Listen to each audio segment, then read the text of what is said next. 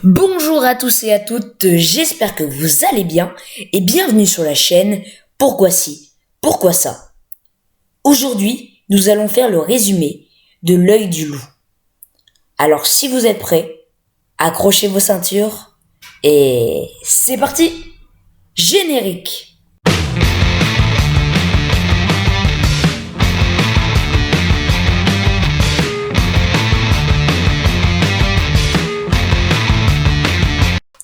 Un loup, seul, dans sa cage, dans un triste zoo.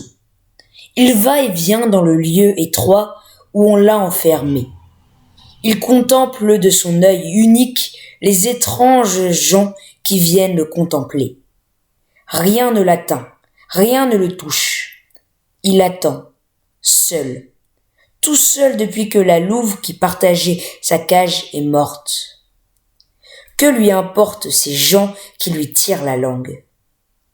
Jusqu'au jour où apparaît un garçon. Il ne lui tire pas à la langue. Il ne mange pas de friandises. Il se tient là, debout, et le regarde sans ciller. Il finira bien par se lasser. Mais non. Jour après jour, le jeune garçon est là, qui le regarde aller et venir. Au bout de plusieurs jours, le loup finit par interrompre son inutile marche et s'assied devant le garçon. Et il le regarde de son œil unique. Mais il ne parvient pas à fixer le regard du petit homme, qui a deux yeux, lui. C'est alors que le garçon ferme un de ses yeux et plonge son regard dans la prunelle de l'animal enfermé. Il va y lire toute la vie de la bête. La pupille noire se transforme en une grande boule de poils chauds. Ses flammes noires, la mer, et avec elle ses petits louveteaux, les rouquins, lui-même loup bleu, le plus sage et le plus réfléchi, et aussi Paillette, dont le pelage ressemble à un éclair d'or. Ils vivent dans les solitudes gelées de l'Alaska, avec Cousin Gris, qui protège la petite meute. Le père, Grand Loup, a été tué par les hommes. Ces êtres étranges et incapables qui les poursuivent sans relâche, les tuent et volent leur peau. Flamme Noire raconte à ses petits de terribles histoires sur les hommes, leur méchanceté, et tâche de leur faire comprendre combien les hommes sont dangereux. Les petits croient volontiers leur mère, mais Paillette, la chasseresse la plus habile, la plus rapide de la meute, s'ennuie tellement. Elle aime à rire, à courir, et ne craint rien. Une nuit, elle s'approche du campement des hommes, qui la capturent. Dame, une fourrure aussi exceptionnelle. Les hommes, ravis, ne voient pas approcher Loup Bleu qui, d'un coup de dent, tranche la corde qui ferme le filet où est emprisonnée la petite louve. Il se bat contre les hommes et leurs chiens pour que sa sœur parvienne à s'enfuir.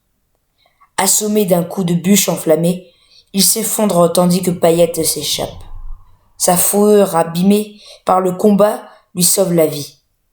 On ne le tue pas, on le vend à un zoo.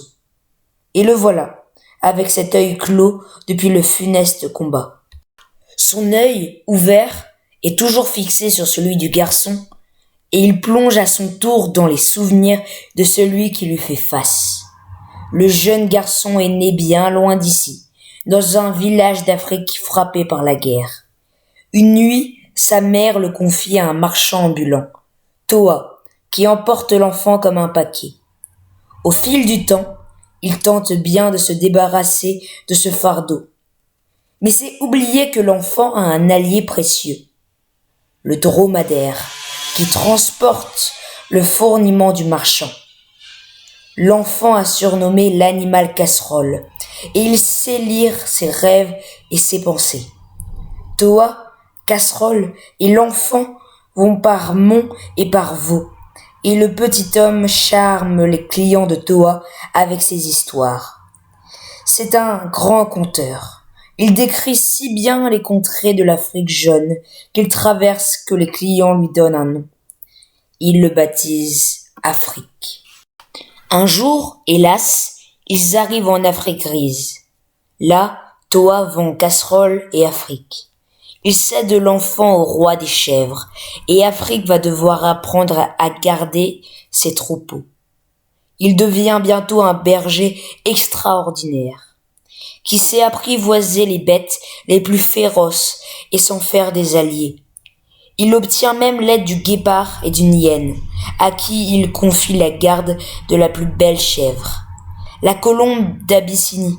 La vie d'Afrique se déroule paisiblement, jusqu'à cette nuit où la colombe d'Abyssinie disparaît, ainsi que le guépard et la hyène. Le roi des chèvres chasse l'enfant, qui convainc un chauffeur de bus de l'emmener en Afrique verte, là où les arbres poussent librement.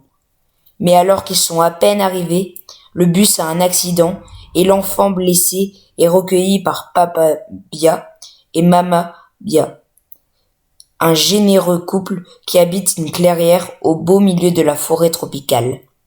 Là, Afrique lie connaissance avec un gorille, un perroquet, et une foule de bêtes avec lesquelles le couple et l'enfant vivent en harmonie. Malheureusement, d'autres hommes coupent les grands arbres, détruisent la forêt. Vit le jour où Pabia et Mabia décident qu'ils ne peuvent rester plus longtemps dans ce pays qui se transforme en désert. Ils décident de partir pour l'autre monde. L'autre monde? C'est notre Europe occidentale, où il fait froid, où les murs sont gris. Pabia trouve un emploi au zoo, le jardin des animaux, où on le charge de s'occuper des arbres exotiques. Il emmène Afrique avec lui, et le garçon a l'heureuse surprise d'y retrouver tous ses amis, vendus, capturés, mais réunis. Casserole, le guépard, la hyène, la colombe d'Abyssinie, le gorille, tous sont là. À la joie des retrouvailles succède la rencontre avec Loup Bleu, le solitaire qui garde l'œil clos. Et Afrique garde un œil clos, lui aussi, tant que Loup Bleu ne se décide pas à ouvrir les deux yeux sur le monde. Pour voir un triste zoo, un œil suffit largement. Mais c'est avec deux yeux que le cœur s'ouvre à nouveau aux autres. Et les histoires contées par Afrique rendant la vie supportable. Loup Bleu ouvre enfin son deuxième œil et rejoint Afrique dans son monde merveilleux. Donc voilà, c'était tout pour ce résumé audio. Nous faisons des résumés très détaillés, ce qui nous donne beaucoup de travail. Alors pour nous soutenir, n'hésitez pas à vous abonner et à lâcher un like, mais surtout, activez la cloche. Sur ce, nous vous remercions et on vous dit à bientôt. Ciao.